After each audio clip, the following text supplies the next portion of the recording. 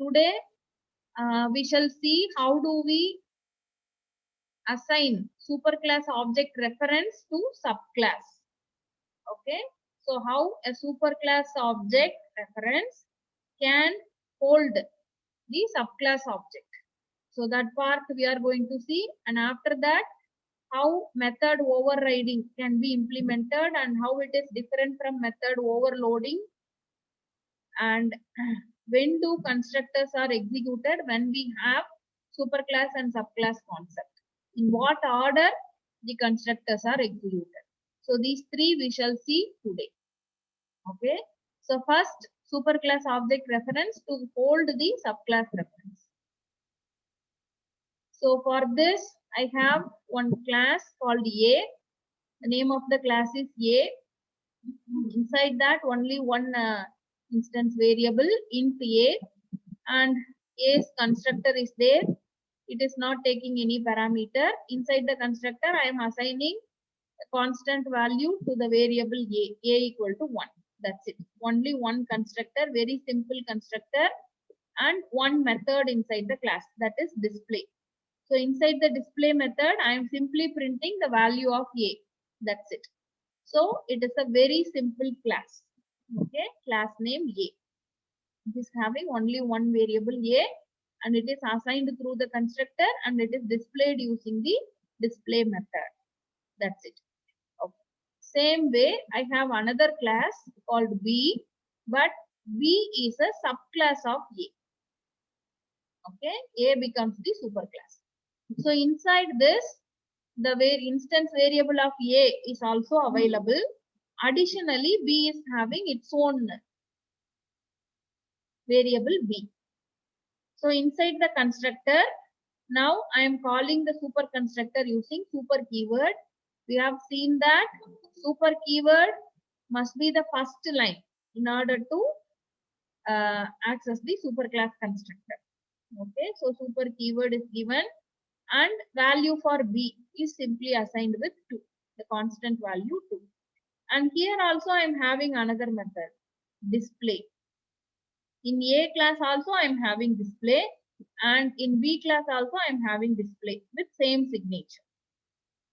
So here I am printing B.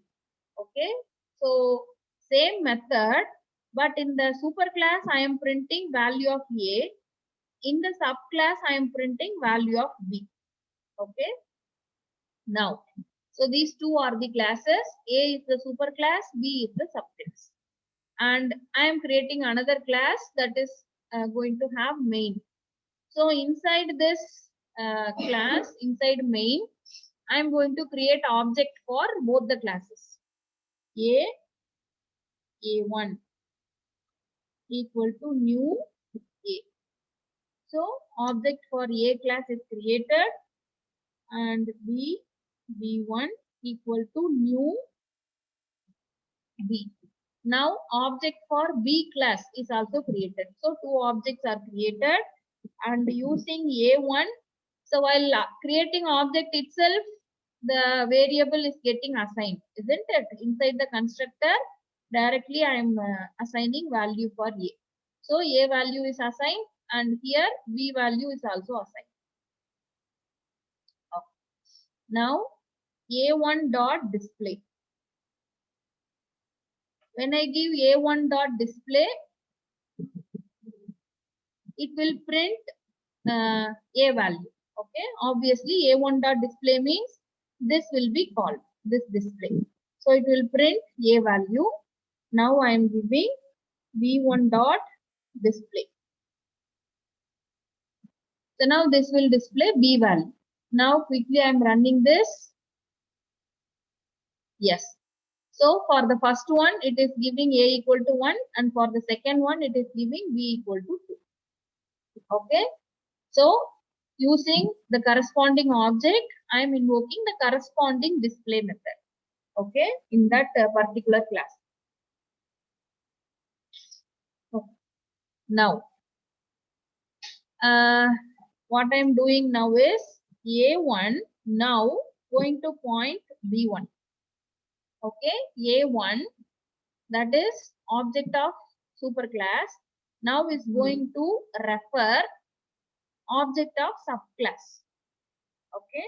So now in that case, if I am giving A1 dot display, so what will come for this display? Superclass display or subclass display? Any guesses? A1 is now pointing to B class object. Now I am giving A1 dot display. Now in this case, which will be displayed? Display of A class or display of B class? We shall check that. You could see what has been displayed. Display of B class. Okay. A1 dot display, because A1 is now currently pointing to the object of B class. So A1 dot display. So this hides. So meaning that now A1 is pointing to B1 and that corresponding display is getting executed.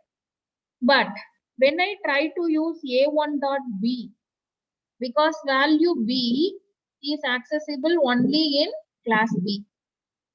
Okay, A1 dot B. Now I try to change the value of B. A1 dot B, you could see it reports some error. B cannot be resolved or it is not a field. This is because the object of A class don't know what B is having extra. Okay, what B is having extra. But instead, if I use B1 to access A, B1 dot A, now I am trying to change instead of 1, now I am trying to change it as 10. Yes, this is acceptable.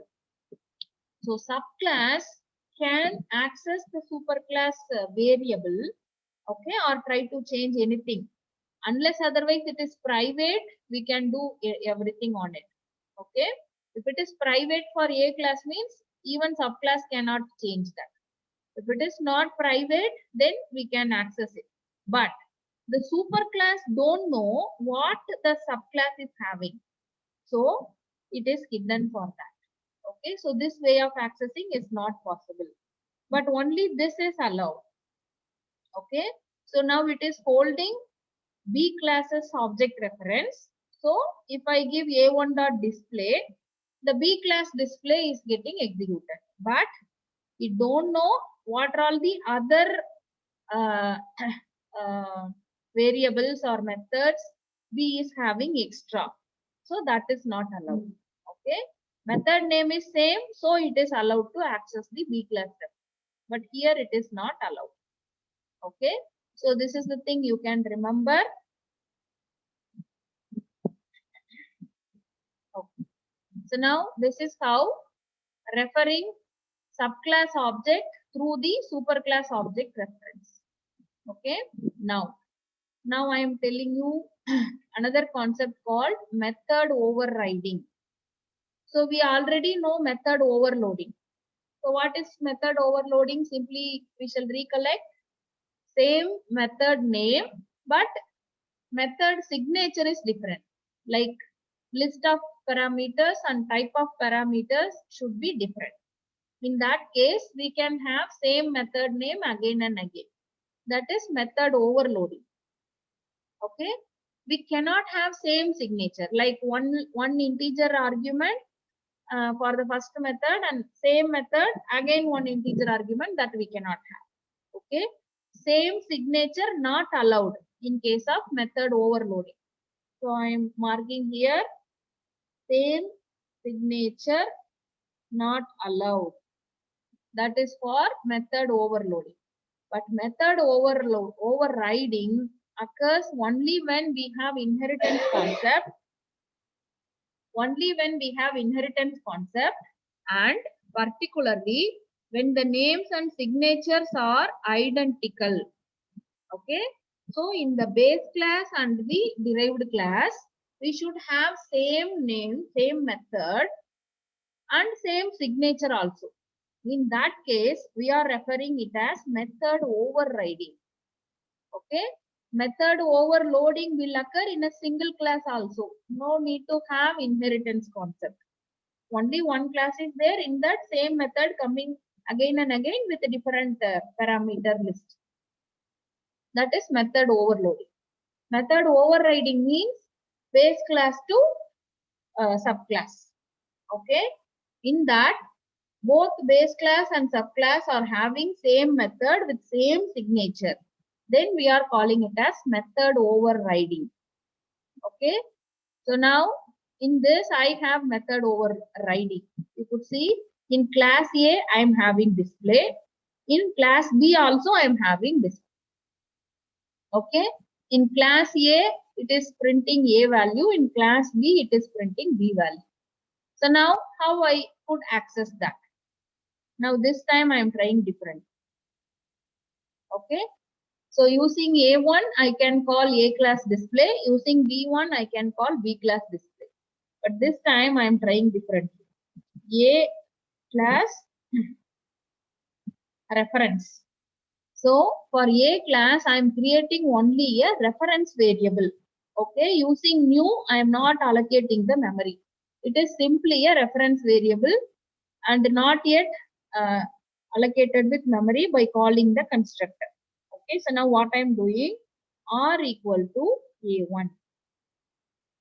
So this reference at present points to A class object.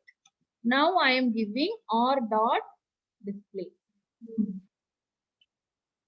R dot display. So now what is getting printed? We shall try. So I have run this. Yes, A class display is coming as output. Okay. Now what I am doing,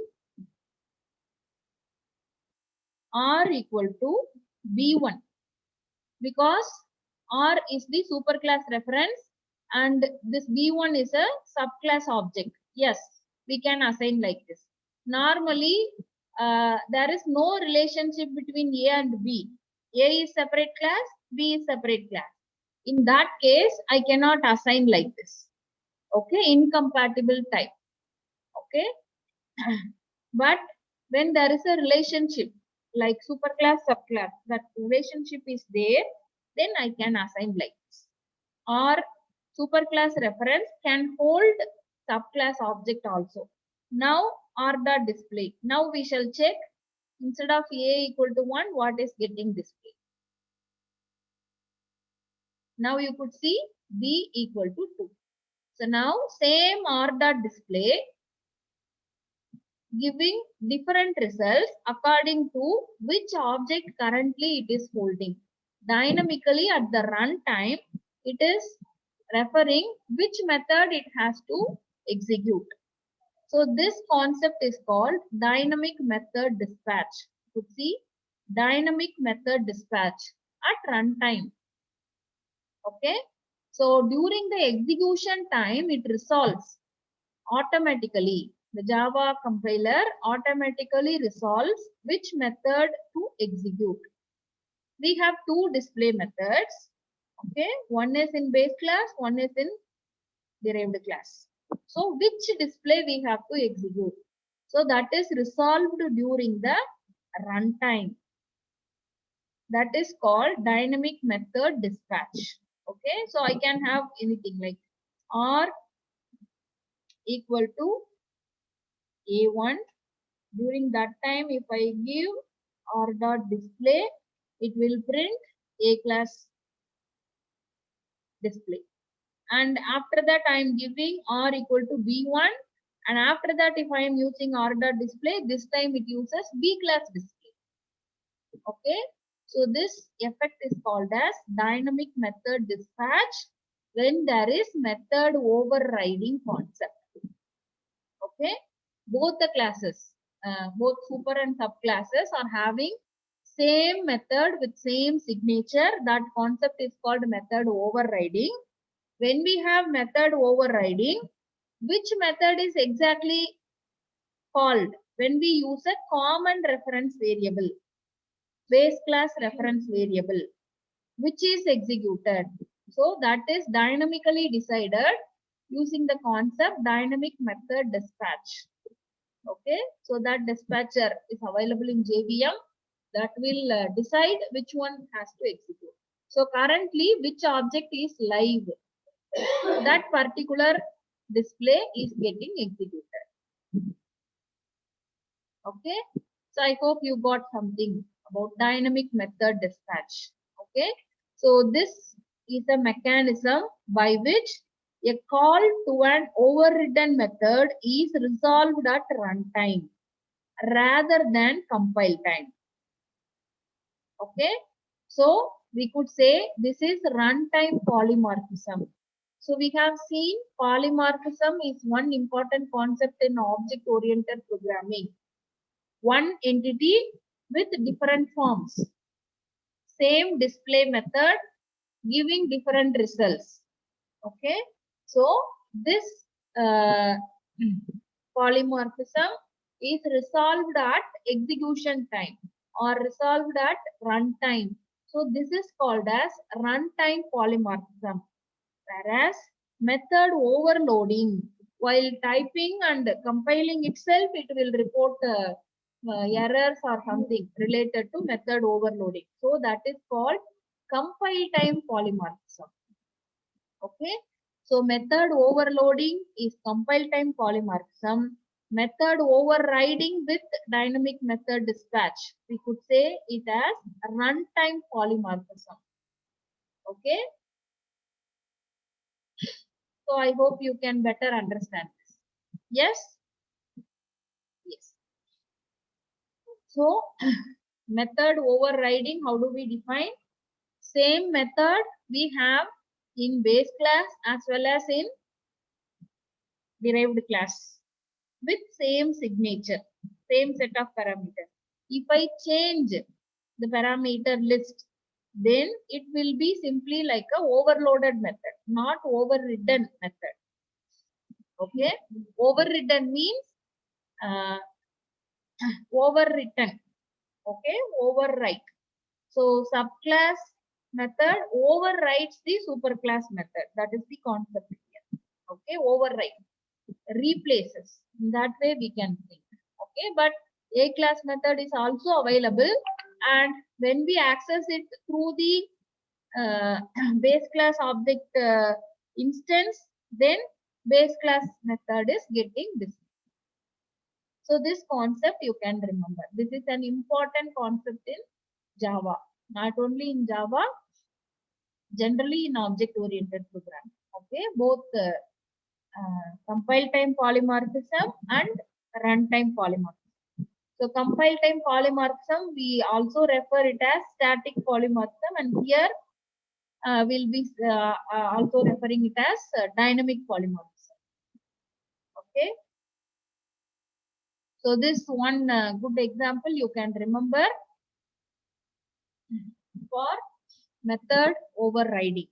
Okay. So whenever you come across the question like what is the difference between method overloading and method overriding? Method overloading means same signature not allowed. We have to differentiate the signature. We have to give different signature for the same method name. But method overriding, same signature, but in base class and derived class. Okay, in super class and subclass. In that way, we are having. Okay, so dynamic method dispatch means using the base class reference if we are trying to access the subclass display also, subclass method also. So dynamically how it resolves, which object is currently held by the reference. So base class object is for held means base class display. Subclass object is held means subclass display. Okay, in that way it is resolved. That is dynamic method dispatch. Okay. Next, when do constructors are executed? So in what order? Okay, so we could like I am adding a line here. Okay, A equal to 1, system dot out dot println.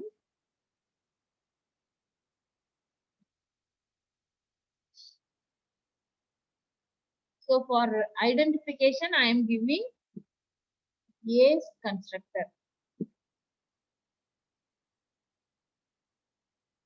A's constructor executor. Okay. A's constructor executor. Okay. And I'm saving this, and inside I'm simply copying this,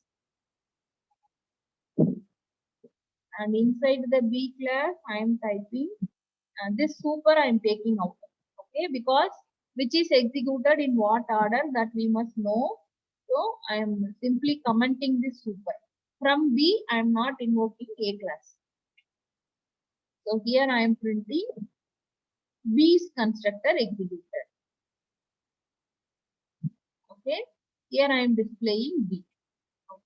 Now another class I am creating to have multi-level. So there are different types of inheritance that we shall see in the next session. C class I am creating. C class extends B. Okay. A, B extends A, and C extends B. So A is in top, then B, then C. That is the order. So inside C class, I am going to have int C, one variable, and C class constructor. Inside that, I am giving C equal to 3, and I am printing C's constructor executed.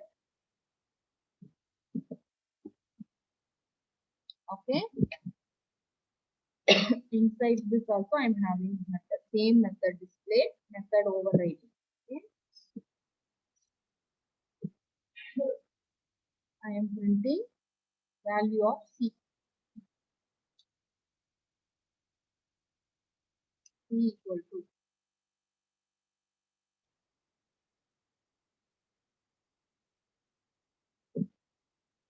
Okay. So three classes we have. A class is having one variable A. Inside that A value assigned to 1, and I am printing A's constructor executed, and one display that prints A value. And the next B class, that is a subclass of A. B variable is there. Inside the constructor, B value is assigned to 2, and I am printing it is B's constructor. And same void display. Inside that, B value is displayed. And now I am having C class that extends B. Okay, it is a subclass of B. One variable inside that, and inside the constructor, I am simply assigning the value to 3, and a display called C's constructor executed, and void display. Inside that, C value is displayed. Okay. So now I am creating a main method for this. ABC main. Okay. So I'm going to have main for this. So this class is going to access all these. So one by one, I am creating object for all these three classes. Int A equal to new A. B object is created, new B. C class object. For all the three classes, I am creating objects. That's it.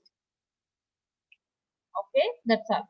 For all the three classes, objects are simply created. Memory is allocated. Okay, so now nothing else I am going to do. Simply we shall check. Okay, which is getting executed. Okay, all the three are there. What is the order of? So in the order what we have given, in the same order it is getting executed, isn't it? Now I run this. A's constructor executed, A's constructor executed, B's constructor executed, A's constructor executed, B's constructor. So what is this? So only 3 times I have created that. Okay, so to understand this better, we shall come back to this again. I am simply deleting these two. These two are commented. Only for C, I am creating object. Okay, not for A and B. So C is the final subclass. A is the topmost, then subclass is B, and for B another subclass, that is C. So multi-level. Okay. So now I have created object for only the C class. Now what we expect? It should display C's constructor executed, isn't it? But actually what is happening? You could see it is showing A's constructor executed, B's constructor executed, C's constructor executed. So when I create an object for the child class, automatically the superclass constructors are also executed. Okay, in the order what we have given. So inside that I didn't even give super keyword. You could see super keyword is not at all given inside. But by default, when this C class constructor is coming, you could see invisible super call is there. Invisible super call is there. Automatically, the base class constructor B is called. The immediate base class for C is B. Okay, so that is called. So now here, inside this, here also super keyword I am not giving. It is commented. Okay, so indirectly it calls its own superclass. Its own superclass is A. Okay, so this is called.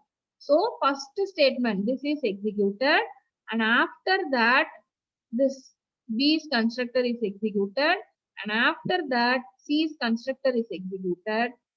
So in that order, it is executing. Okay. So when I give only this B, you could see instead of this C, if I am giving only B class object. So what we are expecting? Only the B class constructor. But obviously, it calls its own superclass. Okay. So two things are getting executed. So it is displaying A's constructor executed and B's constructor executed.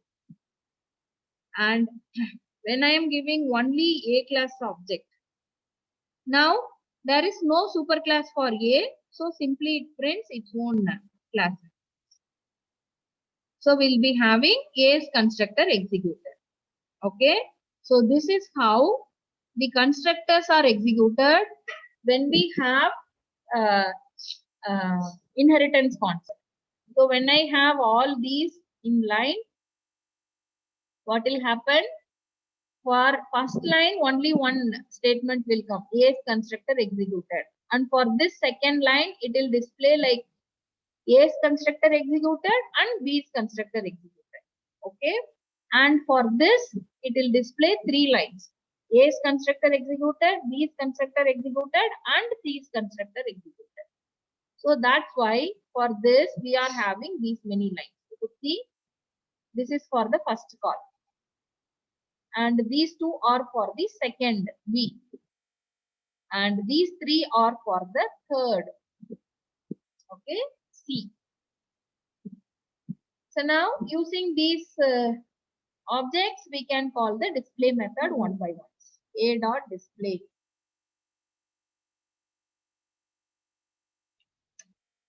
Then B dot display. Then C dot display. So all these will display the corresponding display methods. Okay, A equal to 1, B equal to 2, C equal to 3. Okay. Or I can go with method dynamic method dispatch. That is base class reference. Now R is pointing to A. Okay. Now R is pointing to A. Now I am giving R dot display. So these three things I simply comment. Okay. We shall see the effect of method override. Dynamic method dispatch. Now this time I am giving R equal to B. Now I am giving R dot display. So I am giving the same R dot display, but it will give the corresponding display method result. Now R equal to C. Now I am giving R dot display. Same R dot display, but according to which is pointed by R, it will give different results. Now I am running this. Yes, A equal to 1, B equal to 2, C equal to 3. So this is how dynamic method dispatch is coming into picture. Runtime polymorphism. Okay. Or sometimes when we have method overriding, we can call the superclass display directly from the subclass display. Okay, that is also possible. I can give super dot display. So super keyword is also used in this way to call the method also, not only in the constructor. Super dot display. Okay, and for B, I can give super dot display. Okay, so automatically all the displays are executed. For A, there is no direct superclass, so I am not giving anything here. So for B, superclass is A, so super dot display means A class display. And for C, display, B is the superclass, so super dot display means B class display. Okay, so now here only one display I can give. Okay, all these I am commenting.